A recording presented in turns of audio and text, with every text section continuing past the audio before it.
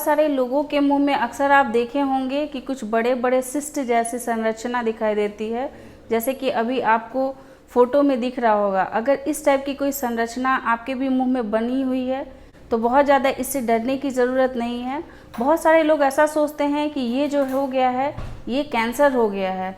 तो इस वीडियो में इसी के बारे में पूरी डिटेल्स में बताई हूँ कि इसे कहते क्या हैं, इसके होने के कारण क्या होते हैं और इसे कैसे ठीक किया जा सकता है, और ये कैंसर है या नहीं है, इसकी ट्रीटमेंट की ज़रूरत है या नहीं है। तो इस वीडियो को पूरा अंत तक देखिएगा, बहुत ज़्यादा इन्फॉर्मेटिव होने वाला है आपके लिए। हेलो दोस्तों, कैसे हैं आप सब। मैं आपकी डॉक्टर ज्योति पांडे। सबसे पहले तो ये जो संरचना है जो कि फ्लूइड इसमें भरा हुआ होता है, बाहर से वो पूरा कवर्ड होता है, बड़ा शेप का होता है। ये जो है वो देखने में बहुत अजीब सा दिखाई देता है। बहुत सारे लोग इसको देखते हैं डर भी जाते हैं कि ये कहीं कैंसर तो नहीं हो रहा है, ये क्या है जो इस तरीके का शेप ले रहा है। तो बिल्कुल भी ये कैंसर नहीं है, आपको इसको डरने की आवश्यकता बिल्कुल भी नहीं है। अगर ये छोटा शेप का है तो इसकी ट्रीटमेंट की भी आवश्यकता नहीं है, लेकिन अगर इसका साइज जो है वो अगर बड़ा हो गया है तो फिर आपको इसको ट्रीटमेंट कराने की आवश्यकता पड़ती है। जो स्ट्रक्चर है इसे कहते क्या है, इसे जान लेते हैं। तो इसे हम लोग म्यूकोसील कहते हैं, मतलब इसके अंदर म्यूकस भरा हुआ होता है, लार भरा हुआ होता है, इसीलिए इसे म्यूकोसील कहते हैं। ये अगर जीभ के नीचे अगर होता है तो इसे हम लोग रेन्युला भी कहते हैं, इसको सब म्यूकस रिटेंशन सिस्ट भी कहा जाता है। तो ये सारे नाम होते हैं इनके। ये एक पर्टिकुलर सिस्ट होता है, और जो लार की ग्रंथियां हमारे मुंह में पाई जाती है उसमें अगर कोई चोट लग गया है, कोई अगर उसमें डैमेज हो गई है तो उसकी जो ओपनिंग होती है, जो डक्ट होती है, वहाँ पे ब्लॉकेज हो जाती है, जिसकी वजह से वहाँ का जो म्यूकस होता है, जो लार होती है, वो उसी थैली में इकट्ठा होते जाती है और उसका शेप जो है वो बढ़ते जाता है।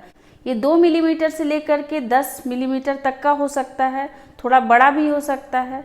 जो छोटे म्यूकोसील होते हैं वो अनट्रीटेबल होते हैं, उसकी ट्रीटमेंट की आवश्यकता नहीं है। ग्लैंड जो होती हैं वो खुद ही अपने आप को सही कर लेती हैं।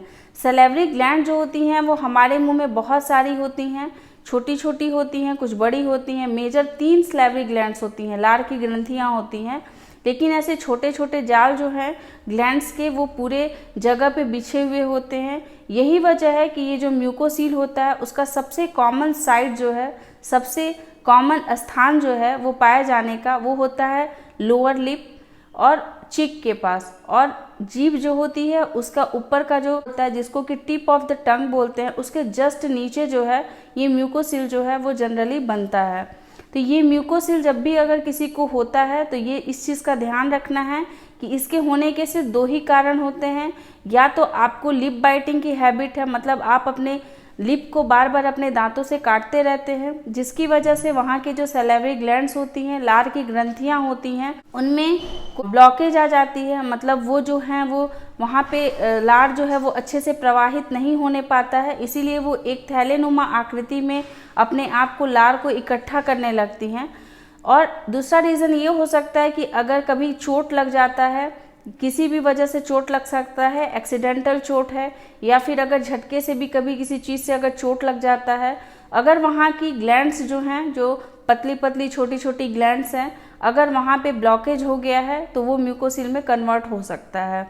तो इसका जो ट्रीटमेंट है वो बहुत ही आसान होता है। इसका हम लोग सीधे सीधे एग्जाम्पल्स की तरह से समझ सकते हैं कि जैसे जो घरें होती हैं, घर में टंकी लगी हुई होती है, मतलब वो एक सैलिवरी ग्लैंड है, और उसकी जो ओपनिंग होती है वो नल के माध्यम से हम लोगों के घरों में पानी आता है, तो वो नल जो होती है वही वो डक्ट की ओपनिंग होती है। अगर नल को ब्लॉक कर दिया जाएगा तो फिर पानी जो है उसका प्रवाह नहीं होने पाएगा। तो सेम इसी तरीके से सैलिवरी डक्ट जो होती है वहाँ की ओपनिंग में अगर कोई भी प्रॉब्लम आ जाती है तो ये म्यूकोसील जो होता है वो बनने लगता है।